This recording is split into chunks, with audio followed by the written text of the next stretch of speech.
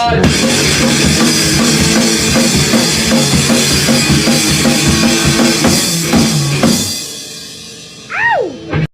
hello, party people. Welcome back to another NRW video. That's right, we're back with another video for all our fans in internet land. I'm your host, David Estacado. I'm here with my buddy from Another Nutty on my left-hand side, Mr. Rob, the movie guy.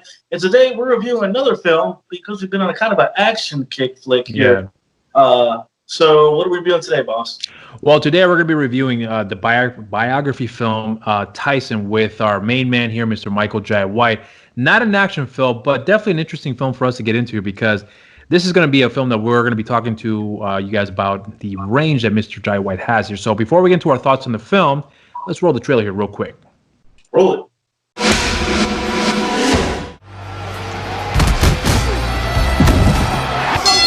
So what do you think? What do I think? I think he hits with bad intentions. He was the most natural talent they had ever seen. By the time he was 18, he was the most talked about athlete in the country. 8 seconds! At 20, he was the most feared fighter in history. The only question was how far he would go. Robin Gibbons became the new queen of heavyweight boxing champion Mike Tyson. What would you say if I were to offer you 5 fights, 5 easy fights, for $5 million each? What's it been like, this roller coaster life? It's been torture. It's been pure hell. This is a woman with larceny in her heart. Has the jury reached a verdict? We have, Your Honor. Will the defendant please rise for the verdict?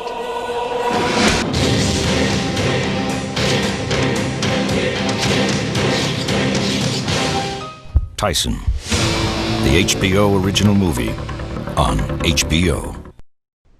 And there you go. Just by the trailer alone, what Rob just had just kind of come to mind that, wow, Michael Jai White has some range. He plays some range throughout this film. And you see it from the very beginning till the end. And he just kind of transforms himself into Mike Tyson. And it's very believable performance. Very well done. Yeah, I agree. So it was, as Rob said earlier, it wasn't a very well-paced film, I could say. Yeah, we kind of touched upon that before we started recording here, but so you were saying that it was not well-paced, but performance-wise, that's really the best thing the film has got going for it here. The biggest highlight in the film, throughout the film, is just Michael Jai White and the actor who played Don King, and Mr. Clark Gregg himself. Three actors that kind of brought something to the movie to make it more real and almost relatable in a sense. To some of the stuff that was going on, because I remember briefly as a kid in the early 90s, seeing some of the stuff about Mike Tyson, and even seeing, not necessarily watching it, but hearing and seeing snippets of the Barbara Walters interview and the interview with his wife Robin. I remember seeing those kind of things. So I'm like, oh, okay, it's kind of nostalgic to kind of see some of that being portrayed in the film. But what do you have anything to add to that? Well, I mean, you mentioned about the three main the performers that were sticking out for you: Clark Gregg, Michael Jai White, the actor who played Don King. They were great, but also, George C. Scott, a legendary actor here, who was most famously known for playing General Patton in the film Patton here. I thought he was great at playing Cus D'Amato. The relationship that you have between him and Tyson in the movie really worked, I thought. I mean, because as far as the characters' interactions are concerned, that was really the best part of the film, where not just the portrayals, but the interactions they had with one another. You see the tension, and you see the emotional side of the relationship, and how they were coming to terms with one another here, and then obviously the breakdown of the relationship. I thought they did a good job in showing that there. I mean, those were just the major highlights there for me on the film, and we really haven't gotten to the plot as of right now, because really there's so much to cover that they try to do a whole spectrum of his life up to that point. And they really just more or less focus on like the high points of his career, and then where you can see where the downfall of his career started to crumble with the relationship that he got in with Robin, where there was a lot of speculation about her intentions, and they kind of somewhat covered that to a point without really crossing the line of, I guess, of making something up and then being liable for falsely telling the story here. So it's one of those kind of weird biopics that you want to tell the full story, but you can only do so much with that. And I thought it would be better that they'd actually just focus on just one aspect of his life rather than having to tell his whole life up to that point. And I think that's where the film kind of falls apart for me here. I mean, what other positive can you think of right now off the top of your head here, outside of what we just mentioned here about the? For me, that was pretty much a good takeaway I got from the film, to be honest. Like the movie was really oddly paced. For me, it was just the highlights was his relationship with Cosmato, his death, and leading up to his decisions and the bad decisions he made later on in his career, even working with Don King. Now, Don King was like, the actor who played him did a fantastic job. Like he came out like a very villainous businessman, like something out of a comic book, the way he articulated himself. And that's kind of how Don King apparently is in real life. Considering of how he talks during the promos and during the promotion of some of the fights, you can kind of get that air of, I'm the reason why the fight even started. Like the alpha male in the room, pretty much. Exactly. Yeah. He has to be. And I just like the portrayal of that kind of near the end of the movie.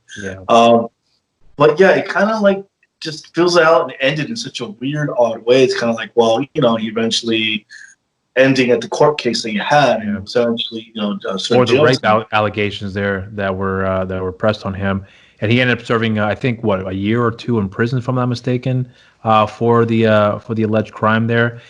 That's kind of a weird one for me, where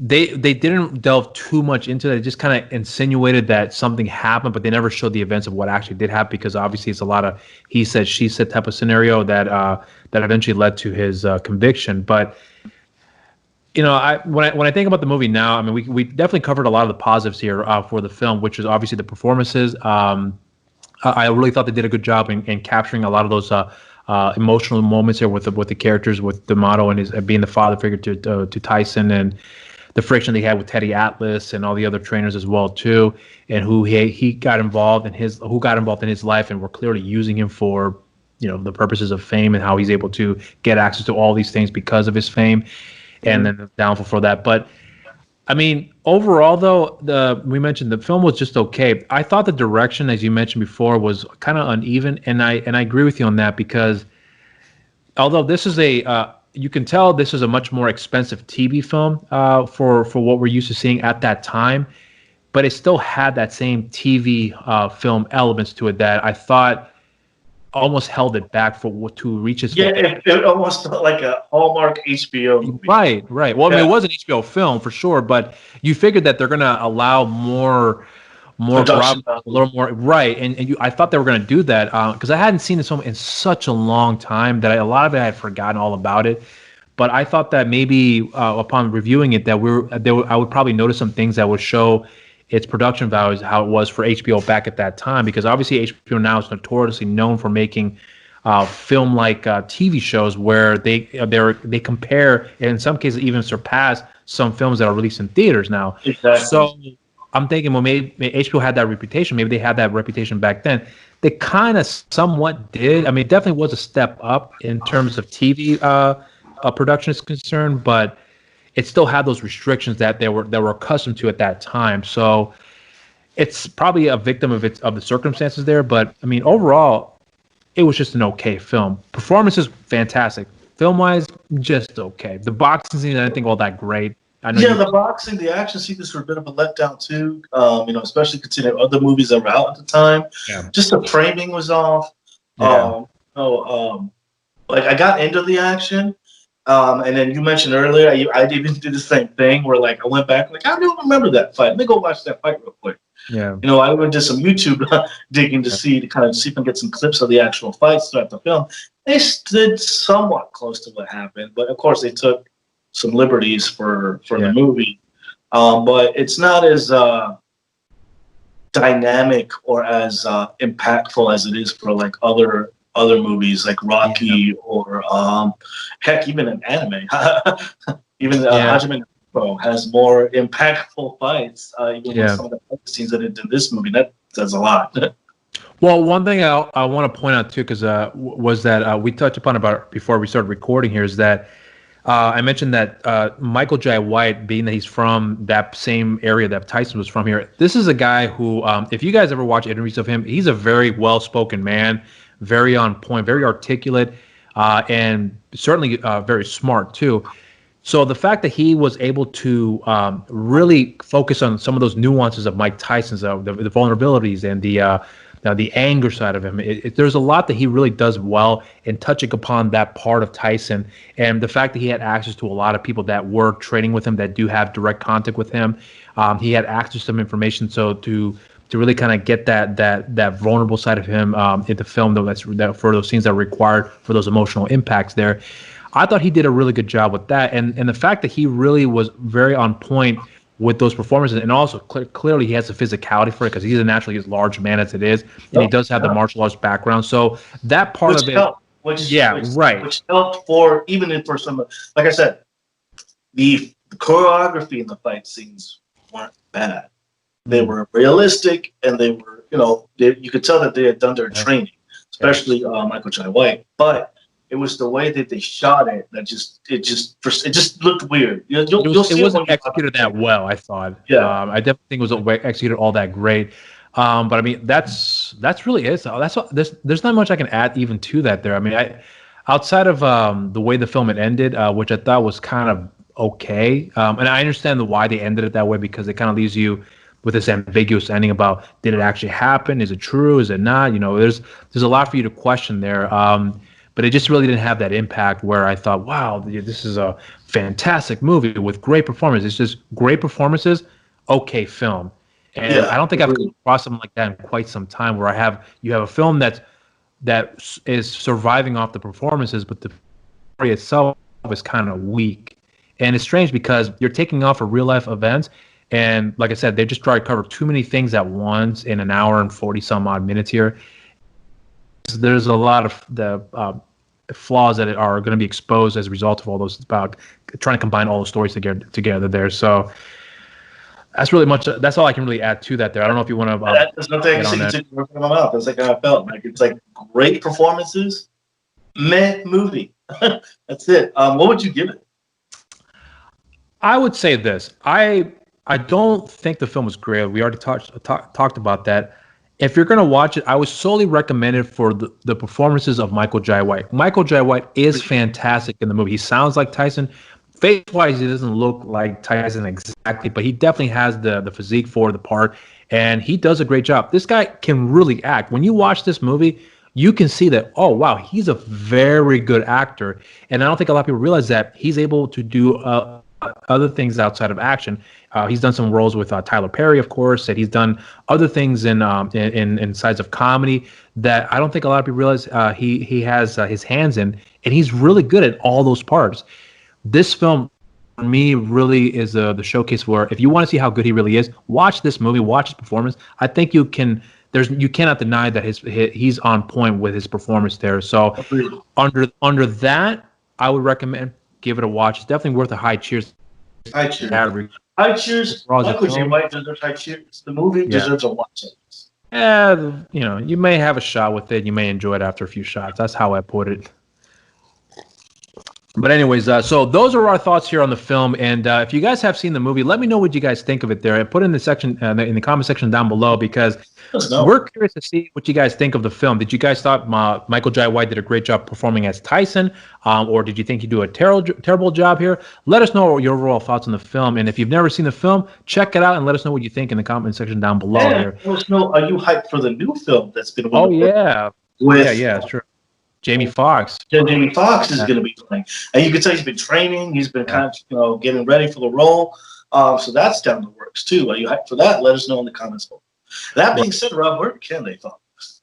Well, you can follow up. Make sure you can follow us on our social media accounts here. So on NRW, simply just at Facebook, and on new release Wednesdays, and on Twitter at DNRW. And you can follow myself here on my social media accounts. On Instagram, simply just Rob_Medina0585, and on Twitter, RobMedina0585, and on Facebook, Rob Movie Guy here. And my buddy from another nutty right there on the right-hand side. Sorry, all the balls in my mouth. Anyways, where can they follow you, good sir? You can follow me on my Instagram, on my Twitter, on David Is Disaster. You can follow me personally on my Facebook page on David A.S. Staccato. For any other indie wrestling or other pop culture news, just hit me up there. And again, if you like what me and Rob are doing here, stick around. Like you said, hit that like and subscribe button down below and watch everything else that we have here by the rest of the NRW crew. We do movie reviews, comic books, video games. We're always working, looking for something. And there's anything else that you want us to check out, hey, let us know. Leave it in the comments. But until next time. Cheers everybody.